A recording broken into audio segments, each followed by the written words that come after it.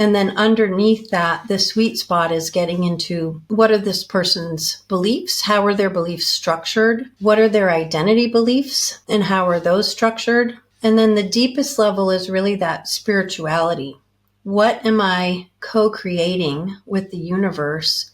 And what kind of world do I want to be part of? Welcome to the Coaching Studio. I'm your host, Lyssa, deHart, and today I have the pleasure of introducing you to Christi Byerly, MCC with the International Coaching Federation. Christi is a remarkable coach, trainer, and community builder, known for her ability to create safe, courageous spaces that ignite transformation and self-discovery.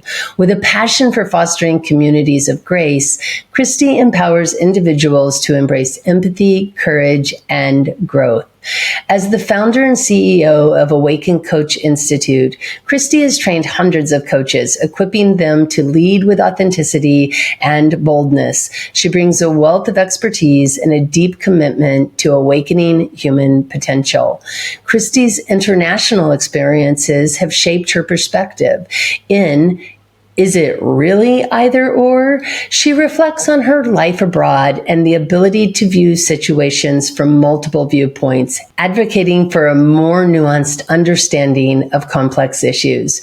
Beyond her professional achievements, Christi finds joy biking through France, where she delights in making eye contact with others along her path, cherishing moments of connection. And while cooking may not be her favorite pastime, she pours her heart into creating connection and inspiration in every other area of her life. Christi, welcome to the studio. I'm very excited to have this conversation with you today, and thank you so much for joining me in the studio.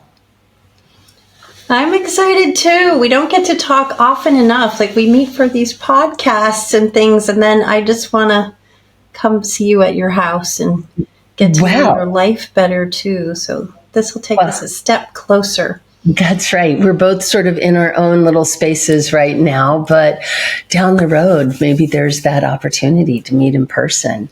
So I love to start with this question of really how you came into coaching and just sort of what was this journey of yours that brought you here to this moment?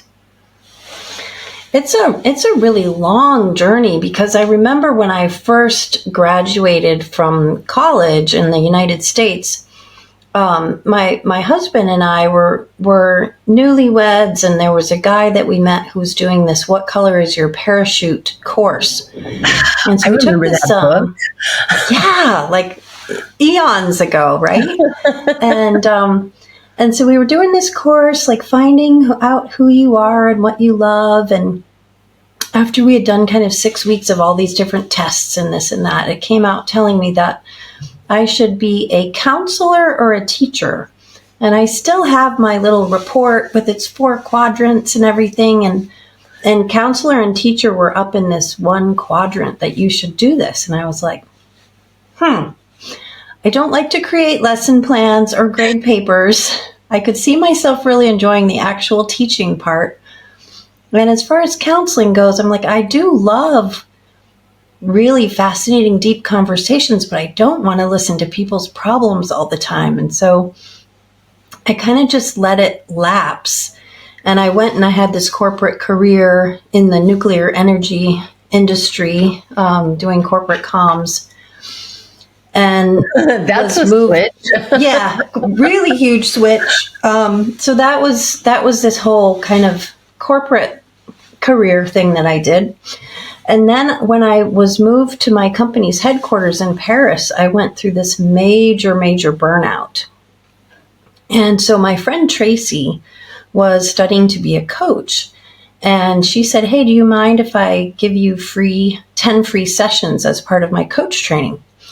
And so I thought, hey, help out a friend, no big deal. And then I was floored, because during the 10 weeks, I decided I'm going to quit my job.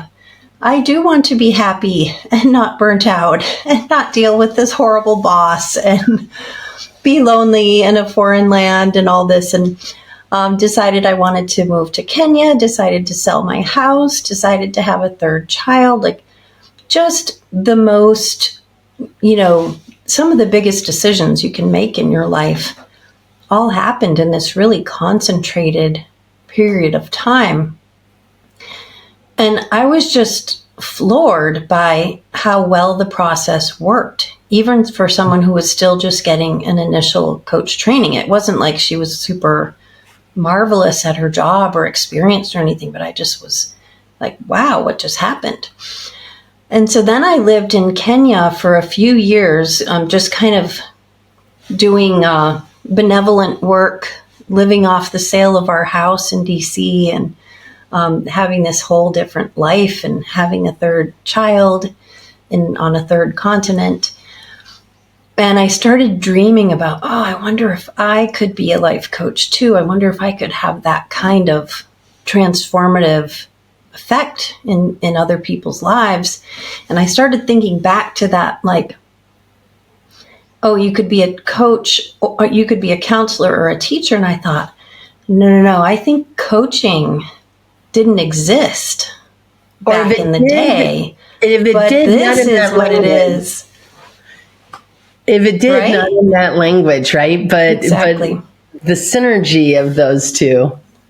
Yeah, even what the guy was doing with the what color is your parachute, and asking good questions and doing assessments and all these kinds of things was really kind of pre-coaching kind of work. And so having experienced it, it was just really huge. And so I started looking at all these coach training schools and dreaming and planning, but I really left it in the dreaming stage until this coach from Canada named Suzanne Stevens came on this Cairo to Cape Town trek through. And so when she came through Nairobi, there were 8 of us who ended up in a roundtable with her.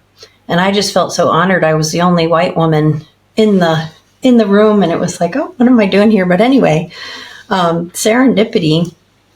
I was in the room and she asked 3 basic coaching questions, just as basic as you can get. And it was just 3 rounds around the table. So question 1 was, what do you want? Question 2 was, what's holding you back? And question 3 was, what are your next steps? And so I was hearing myself speak. And she said, what do you want? I said, I really want to take this life coach training, but it's super expensive. It's multiple thousands of dollars, but I really want to do it. And so then the second question came around, what's holding you back? And I was really shocked. I heard myself say, like, it was like my mother's voice. Who do you think you are? You have no business telling anyone how to live their lives when you're such a basket case. And why are you wasting money on yourself? And, all this whole flood of words. And I was like, wow, that's a horrible reason to make decisions about what I want. But whoever asked me what I want, that was a really new thing. And so then the third question, what are you going to do next?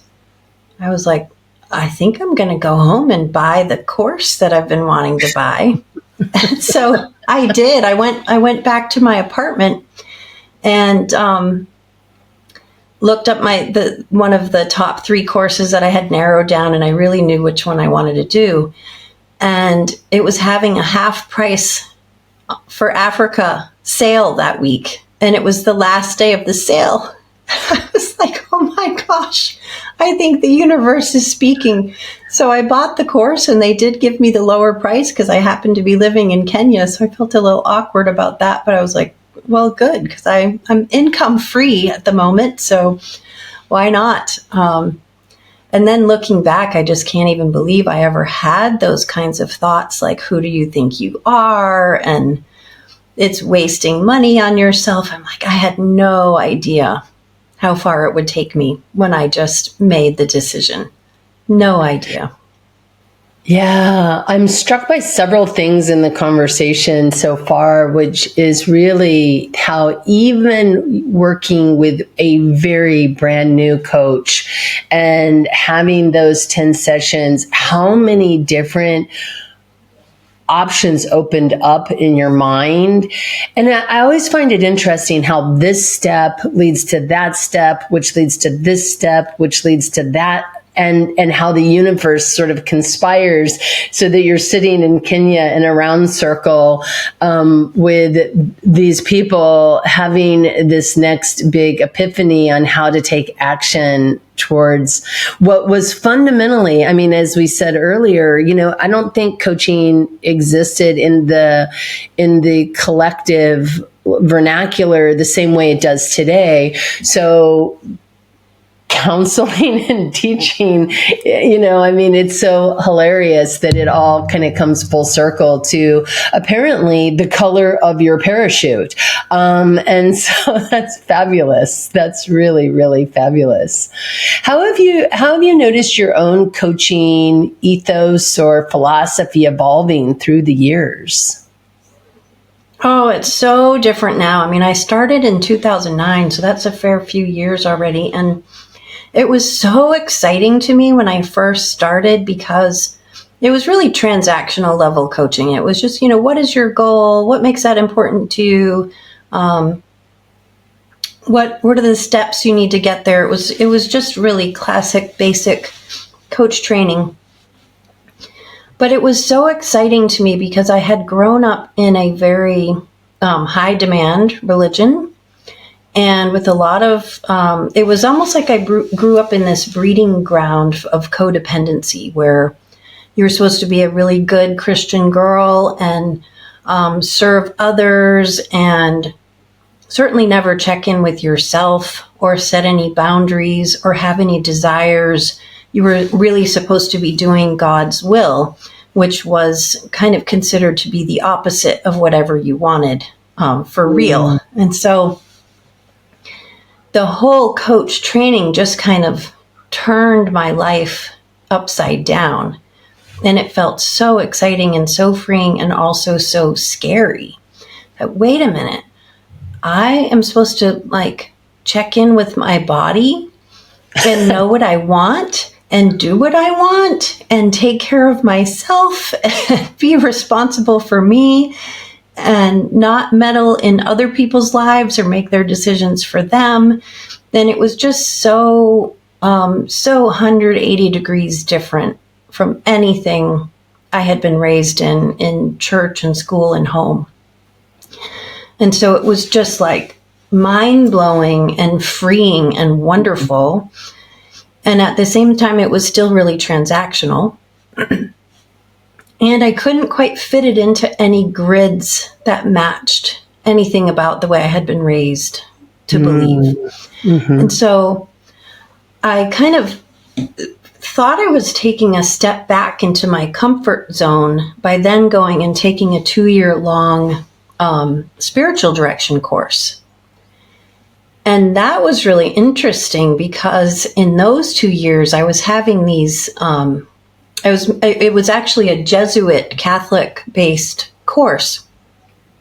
And I wasn't raised Catholic, and so I was the only non-priest or nun other than this one other German woman who was in this course. And so we'd meet together, with everybody covered in dark habits and with clerical collars on and things. And then there was me kind of showing up in my attire and having all these really rich, deep conversations. But that was another step where I was like, wait a second, these spiritual directors are saying the same thing as the coaches. And it was linking back to some extent to my Christian faith. And I would consider what I had learned in that spiritual direction course is what I would now equate with MCC level coaching. It's so much about presence, awareness, really getting in touch with bigger forces and being connected to yourself, to the universe, to nature, to one another. It was such a beautiful experience. And then I did 2 years, or kind of concurrently, I did 2 years of NLP training. Mm-hmm. And I have a cold, so I'm going to take a drink.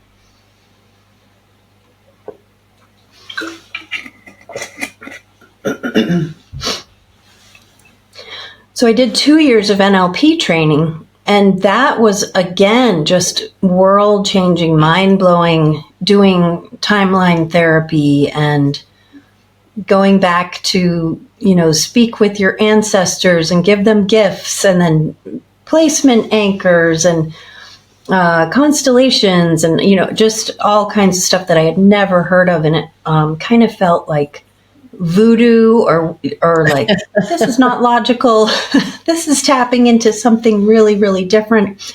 And for years, I was scared to even say that I was NLP trained. I never put it on my website or my email signature or anything because I just thought, this is really weird stuff. And I really kept going back to like, I can't say anything out loud unless I'm sure that my Christian background will approve of what I'm doing. Mm-hmm. And I kind of eventually just really started trusting in that I'm actually a really loving person.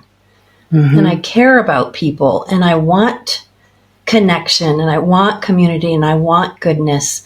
And it's okay to trust myself, which was so different from growing up believing I was evil and a sinner and, had to try to be good, but was going to be punished for being bad, and all this, really wacky stuff that felt so true to me. And so then I got so much pleasure and enjoyment from being with people and helping them to know themselves as deeply wonderful, good, positive people who could be in true choice and agency over their own lives. Mm. And that was so empowering for me and for them. And then I started getting more into group work because I had so many people who would come to me and they would tell me, I feel so safe with you. And you're the only person I've ever told this story to. And so I started getting a little sad because there would be people who I knew were very close friends. And I knew that I was only going to be in their lives for 10 1-hour sessions or for a 1-year period. Mm-hmm. And that they hadn't told each other the things that they were telling me. And so I thought, I really need to do something that helps people be better listeners to each other in their lives, to have this sense of it's not my job to judge anyone else. And that was really the opposite of what I had grown up with. And so doing group coaching programs was so scary to me, but then so deeply fulfilling to see people come together and learn who to trust when, how to build connections, how to build relationships, how to be able to own your whole story with yourself, with your coach, and with a group of people who had contracted with each other very sacredly to love each other and hold each other in positive regard without judgment. Quick interruption. And I just want to say thank you so much for being on my channel, for liking and subscribing to the work that I'm doing. It means a great deal to me, and I'm very appreciative of it.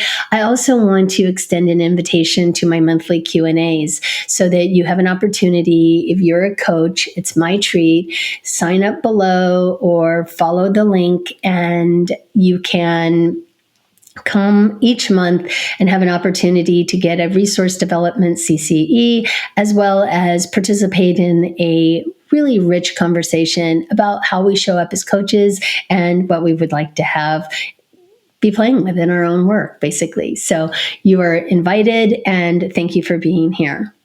So it's so fascinating. I was talking to somebody else, I think it was Carrie Sackett, but she does a lot of work around group work, and the idea that we are wounded through relationship, but we are also healed through it. And I think that what's really showing up is just the power of having a community, because it is striking to me, when we talk about what you're just sharing right here, like here, I have you as my coach, and I have my best friend, and I have my partner, and I may have only said to you the things that I'm sharing, and I haven't shared it with these people that are closest to me. And it reminds me back when I was a therapist, it was always the tension of, I cannot be your only human being, right? Like that is too much responsibility. And I'm a short-term solution to your life, your long-term life.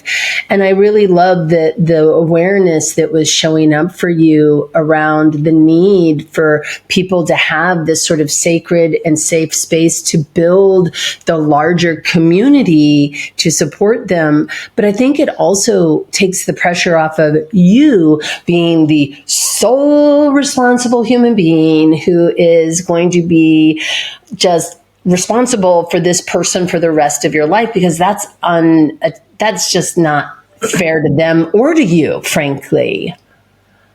Absolutely. And none of us we're not wired for short-term, connections. We need friends, siblings, partners, colleagues. We need people in our lives who can really witness us and be with us for life, or for long periods of time, where we can really be known. Mm-hmm. And it feels like the coaching space is a platform for that to begin for people who don't have that yet. And it provides so much more scope for people then to be able to say, okay, I owned my story for myself and with another person, and I think I can expand that to a couple more people. And that may be enough. Some people, just 3 really close friends that they can be known by and can listen to is enough. Other people like to have more expansive networks. But either way, we all need people. Mm-hmm. And so that's what really got me into the coach training, because I thought, we all need someone, and this is a gateway into it, and I can't be the only person. And I was often, referred to people as like, this is the only person you'll need. I'm like, no. You're my one and only, Christi. Obi-Wan, save us. It's very flattering, but we really need our humility, and we need to know our little place in people's lives on their journey. And so that's the coach training, being the owner of Awaken Coach Institute. To me, it's really more about creating the connections between people. So we only operate in a cohort based, and I've been told many times that that's a really foolish business model, that rolling admissions work so much. You can make 3 times as much money if you just have people, maybe you teach whatever 24 modules several times a year, and people can jump in and out. But there's a lack of community that you're talking about in that.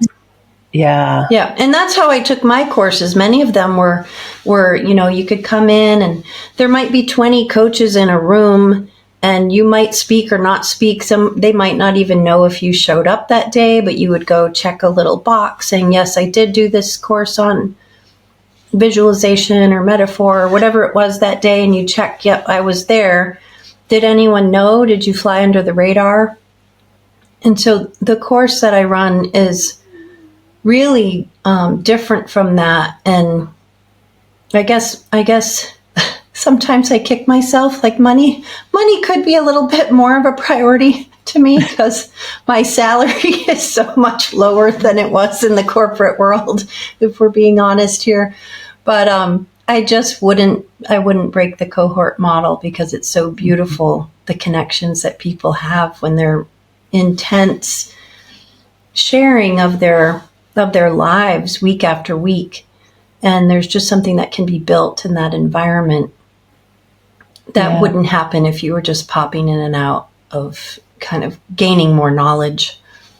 Yeah. Well, and I mean, and I think there's something to the relational element. I mean, I think there's a place for both, but I think I think we as human beings need to have trusted connections.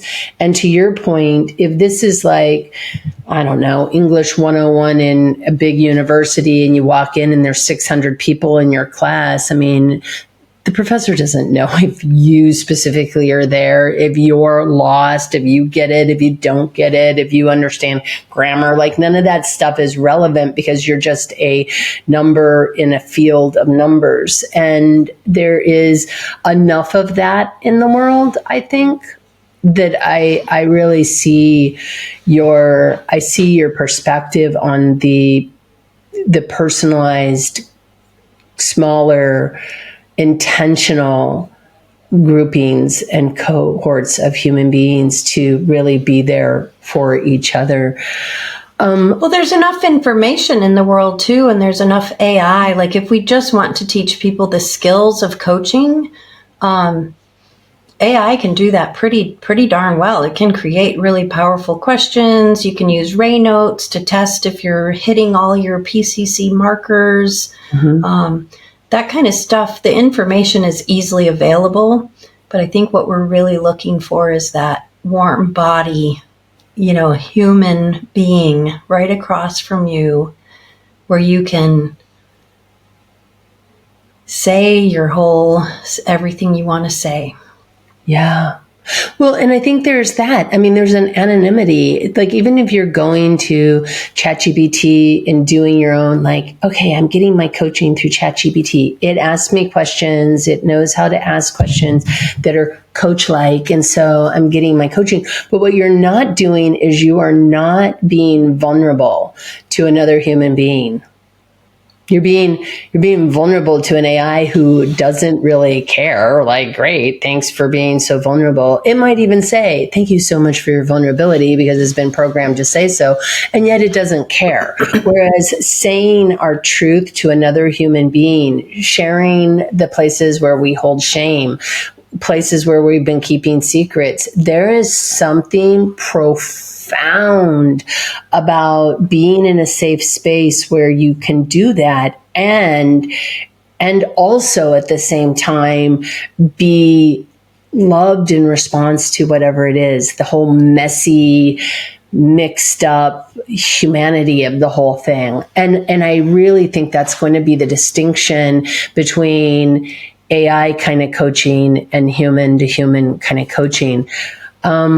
You talk a lot about empathy, you talk about authenticity, and you had a blog post about when coaches hurt clients, and you reflected on a coaching session where you felt like there had been a missed opportunity to fully engage with someone, and how I'm curious how that experience of that missed opportunity impacted and influenced your approach to empathy and presence. And I think that kind of fits with a little bit about what we're talking about today. So I'm really curious, how has that the experience impacted you as a coach? Yeah, I actually just had a chat with that exact client the other day, and we talked through that session didn't go so well, did it? It didn't really land, and we talked it through. And I think that's a really important point. I was just on a supervision call a couple hours ago and reflecting on my own need for regular supervision, because coaching is so vulnerable for us as coaches as well as for our clients. And we sometimes mess up, or we don't know if we messed up. We just feel a little off about something. And I did spend a couple of years training with Brené Brown's organization back in 2015 and 2016. And that was really world rocking as well, learning to tell my own stories of vulnerability, learning how to bring some of that narrative therapy and shame resilience into my work as a coach. And so I think, if anything, experiences like that where, you have a session that doesn't feel good or leaves you like, you just, you didn't quite offer what the person needed that day. And to me, that just sends home the need for myself to have compassion for my own self, to expect the occasional mess up, and to be part of supervision so that I have a support network where people can say, yep, this is hard work, and we're gonna mess up sometimes, and not only miss the empathy for our clients, but miss the empathy and self-compassion for ourselves. And we need support as much as anyone else does. Yeah. Can you share any ideas that you have around how to remain being present, or how to stay present with the people that you're working with, especially when something's showing up and it feels like it's maybe a bit of a miss, or what's showing up? I think my NLP training was the real key with that one. I mean, it was just drilled into us so many times that you don't do anything without rapport. As soon as there's a break in rapport, just drop every other agenda that either of you has until you get back to rapport. It's so key, and it's so subtle, and so it takes a lot of body awareness. How am I feeling? How's my breathing? How's my blink rate? Am I constricting my muscles anywhere? And so just to regularly sink into the body and recognize, are we in this dance together? Like right now, you and I are both smiling. We're both nodding at the same rate. We're like both have similar posture, and you can feel that there's a sense of connection. Yeah. And if there wasn't, if one person stopped moving with the other person, or stopped breathing, or made some other kind of movement that showed that the dance wasn't moving smoothly across the dance floor anymore, we don't ask another question. We just settle the body, find out what is needed to get back in the dance, in the rhythm of my client, before you do anything else. Yeah. And I think that's an internal question, but I also think there's a place for it to be an external question of naming it into the space of, I don't know, Christi, if you notice, but it feels like we're maybe dancing two different dances here. What's needed in order for us to be in flow together for the rest of the conversation? I think that takes a level of courage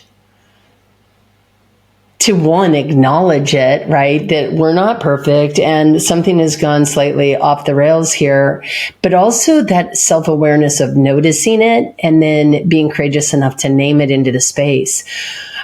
How did you, I know that NLP drilled it into you, but you can get something drilled into you all day long, and then in the moment where it's required, not do it. How did, right? We've all had that experience. How did you get courageous enough to actually do it?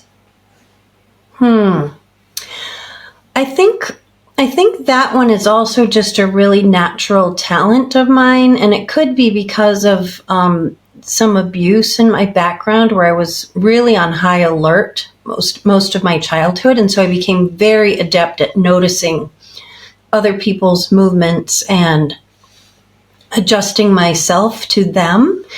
And so I think that one is really deeply intuitive for me.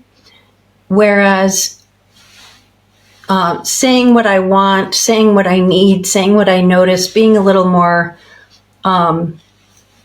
provocative or confrontational would be more of my growth edge. I think different people have different strengths or things that come naturally. And I think for me, using my body in coaching is just, it's very instinctual, and it's what I do naturally. Whereas verbal, language-based stuff I'm using these bone conduction earphones right now because I'm a little bit hard of hearing, especially now in my 50s. It's getting a little bit worse, and I don't always hear the difference between words. So I do everything I can to like turn up the volume, use the right headphones, pay close attention. But I've actually coached in Italian before, even though I don't speak Italian, just with a translator, because I can pick up more just being in a space with someone and noticing how I'm feeling and how they're feeling and what I'm picking up in the movements. Mm-hmm. And I can use that as a really strong base for my coaching, even if I don't know what the words are they're saying. So I think different people have different skills, I would say.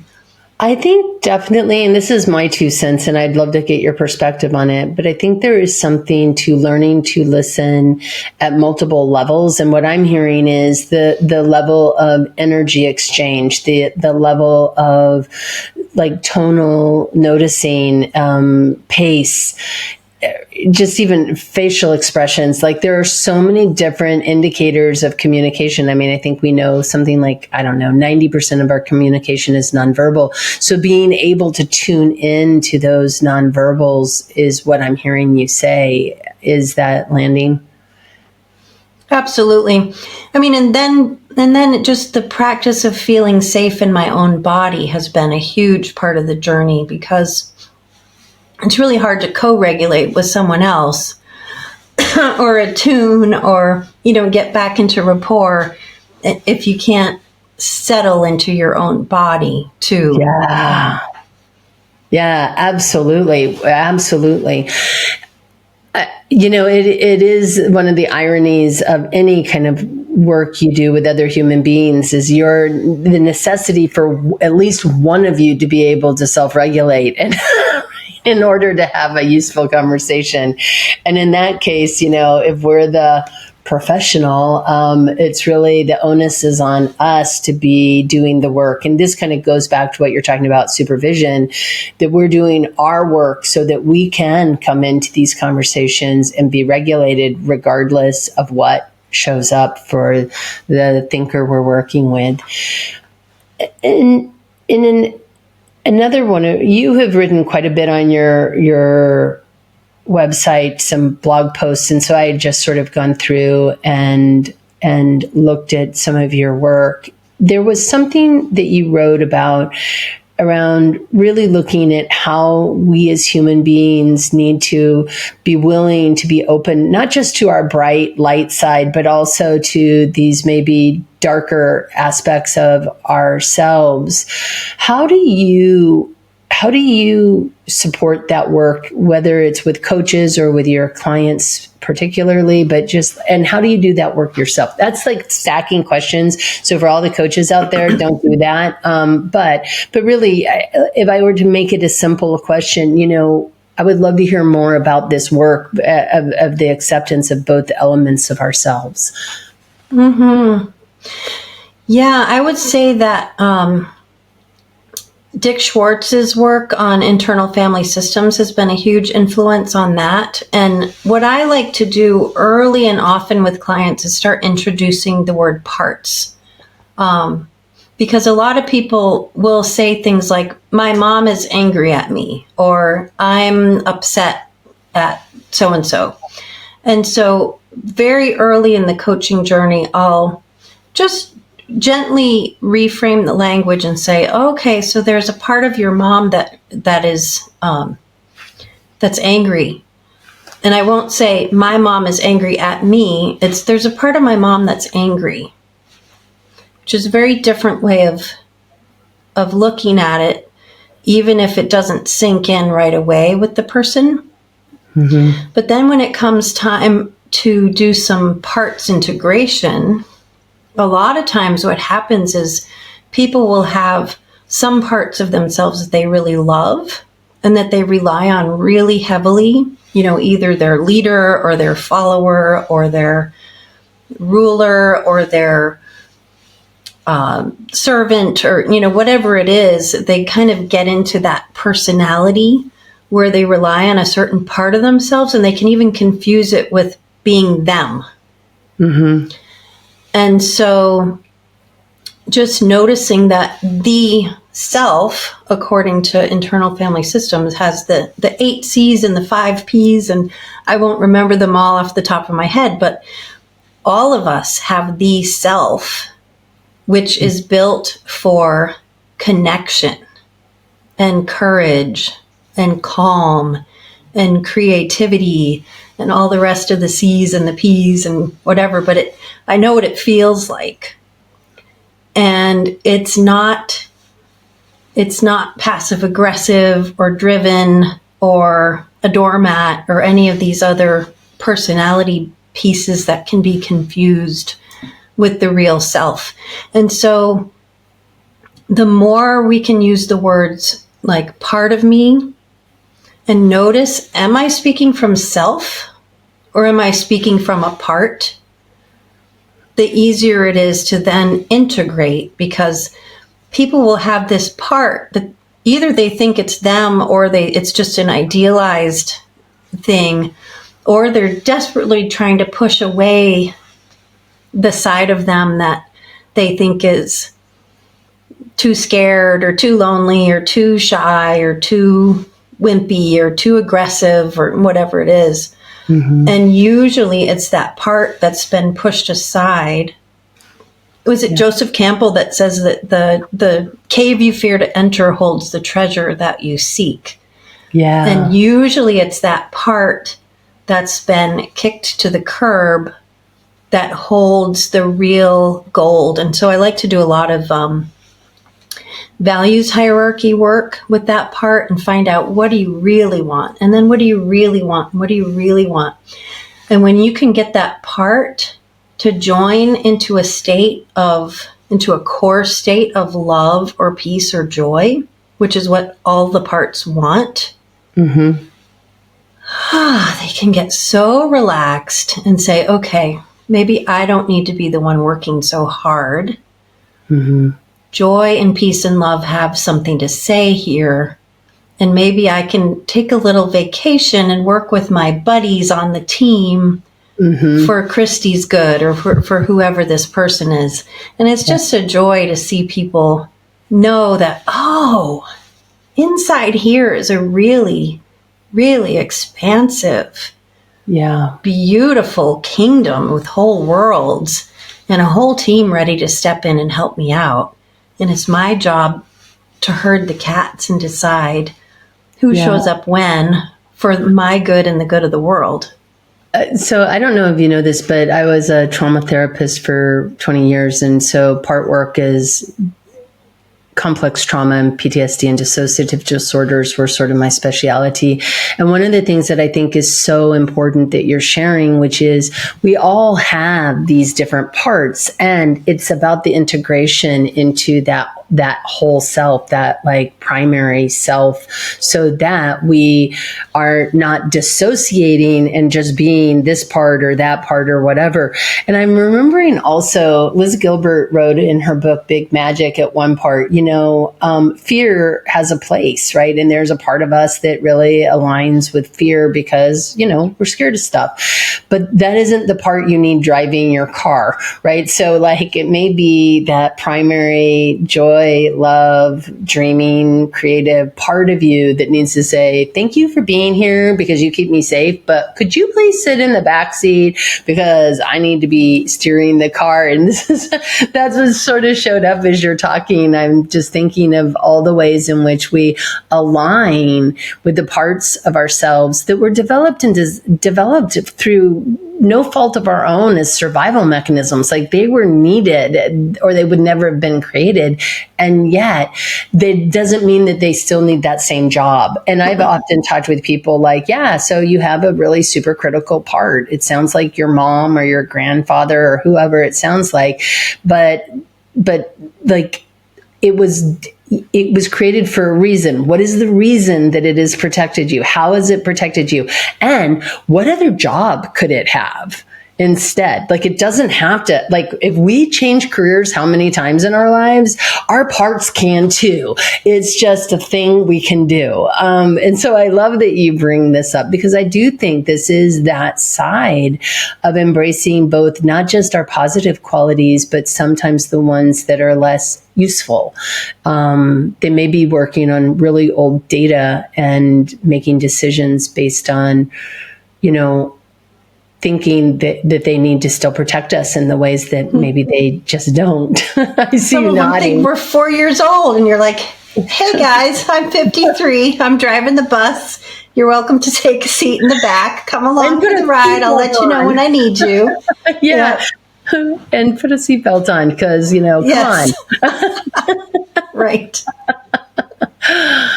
Oh, funny. You write a lot about integration, and you're talking about it here in self-awareness as a coach, developer, like you developing coaches. How do you support that awareness in the coaches themselves as they're developing and learning and growing? Well, so many ways. I would say that one of the foundational pieces of what we teach at Awaken Coach Institute is based on Robert Dilts's 6 levels of listening. And so as we go through the course, we're starting with, okay, what was the context? What was the environment around the client? And we don't teach people to ask a whole lot of follow-up questions about that. It's just not that interesting. Of course, everybody's boss is a jerk and everybody's partner is whatever, but we don't need a lot more information than what they usually already willingly spew forth. And so the coaching questions really go from, what are my clients' actual behaviors, feelings, thoughts? So that's sort of the 3-legged stool of, CBT or anything else would kind of at a transactional level be looking at your thoughts, feelings, and behaviors. And then underneath that, the sweet spot is getting into what are this person's beliefs? How are their beliefs structured? What are their identity beliefs? And how are those structured? And so there's ways to coach on different parts of the structure of a belief. And then we can look at idealized and unwanted identities, which is a big part of Brené Brown's training, and working with parts. And then the deepest level is really that spirituality. What am I co-creating with the universe? And what kind of world do I want to be part of? And the interesting thing with that is once you get down to that deepest level and find out, what am I part of? What am I connected to? What is my piece of the bigger whole? It comes back full circle around to that environmental stuff. And so once the person gets really clear at that level and they align their identity, their beliefs, their values, their thoughts, feelings, and behaviors with their deepest spirituality, the rest of the world aligns around them. Mm-hmm. So that crappy job that's giving you burnout can be left behind. And the new thing that's wanting to get created and the new people that you want to be surrounded with start showing up.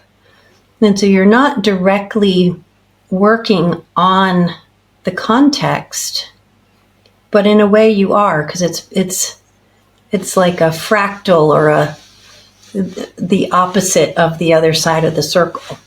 Yeah, almost a polarity, right? Of yeah. And it's so interesting. So I think back in my own life when I was 18 and I looked at sort of the choices I was making in the friendship circles that I had, and honestly, the choices I was making in boyfriends and things of that nature. And all brilliant, I assume. Oh, well, brilliant learning experiences for sure. And I remember having a conversation with my father. I think I was about, I'm going to say I was 20. I think I had kind of been noodling around on this for a few years. And I said to him, I am not the person that I want to become. And I can see that very clearly at this moment. And when I'm really old, like 30, this is the kind of person I want to be. And he was like, where is this even coming from? And I'm like, I don't know. But it was just really important to me at that moment that I had this trajectory of the person I wanted to be growing into. And at that point, it started doing exactly what you're talking about, which is it started creating some intentionality, number one, but it also was this decision, like, who am I choosing to spend time with? How am I choosing to spend time with them? What is it that, excuse me, what is it that I need in this moment so that I'm not making choices just based on fear or based on fear of missing out or fear of whatever the fear was that was probably driving a lot of my decision making at that time. And then by the time I was 30, I was then again looking, okay, by the time now that I know 30 is not old, now when I'm really old, like 45, then this is the person. And it's been this sort of interesting evolutionary process through life. And I meet it again and again and again, where I have an opportunity to revisit this idea of who do I want to spend my energy on. And if time is truly the most precious commodity that we have, and energy, I think, is like right up there with time, how do I want to spend this energy, and with whom, and for what purpose?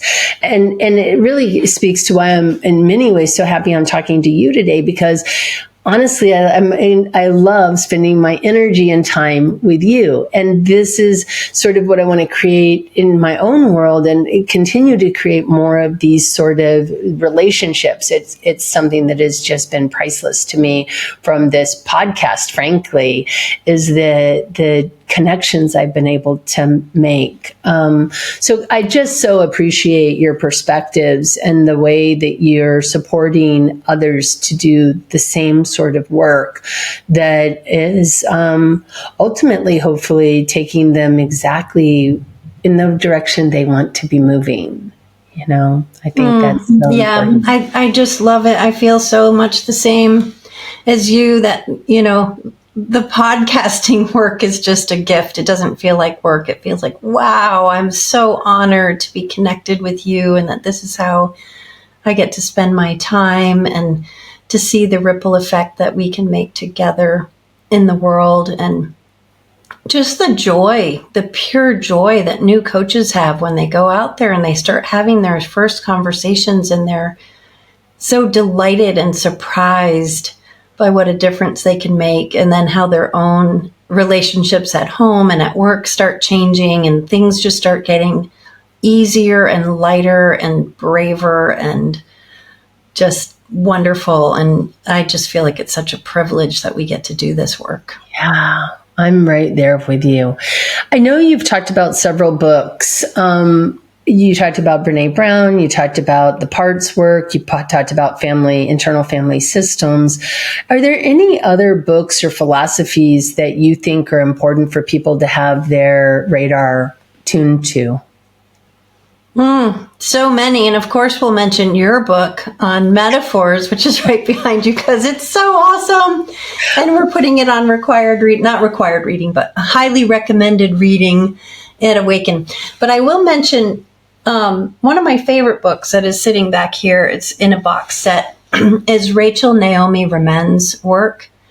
It is the most gorgeous book ever, probably the one I've read most of any book in my life, and it travels with me from country to country. I think I don't keep most books. Most books don't make it into a suitcase with me, but that one has been on my journey a long time. And her book, Kitchen Table Wisdom, is incredibly gorgeous. She's a medical doctor turned counselor, and she has seen the operating table as a patient and as a doctor, and her ability to capture the heart of the human experience with so much love and tenderness, and that integration of light and dark, and just accepting the whole story, all the experiences, and integrating them into a really beautiful life.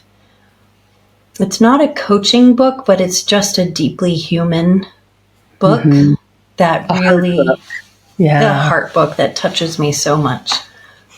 Oh, thank you so much for sharing that. I'm definitely, that sounds like one of those top 10 books to have in your library. I have a few of them that I don't have very many that are left with me either, mostly because they're daggone heavy. And so you have to be very thoughtful about what you're putting in your suitcase. But there's a couple of them along the way that have just been those books that are like, yeah, this one, I won't ever get away. It's with me for life.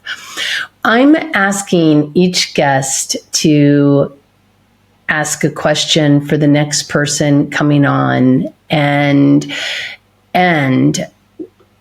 I will get to the question you'll be asking in a moment, but I would like to read you the question from a previous guest that is now for you. What would you wish you'd known when you were starting out?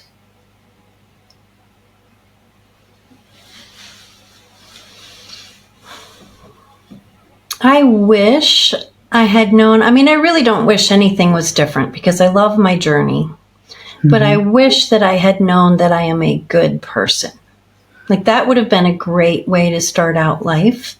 And if I can bring that to anybody that I'm coaching and really give that message that you are designed to be a blessing because you are a deeply loving, wonderful person who has a great gift.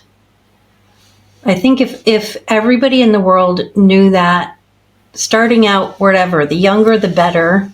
But if you don't know it yet, know it now and just do whatever needs doing to get to that point where you can really know that about yourself. That's the starting place for all good things to happen afterwards. Beautiful. Christi, thank you so much for being in the studio with me today. I have so delighted in the conversation. Same here. Every time we talk, it makes me want to get to know you more. We will have to make that happen. Let's do it.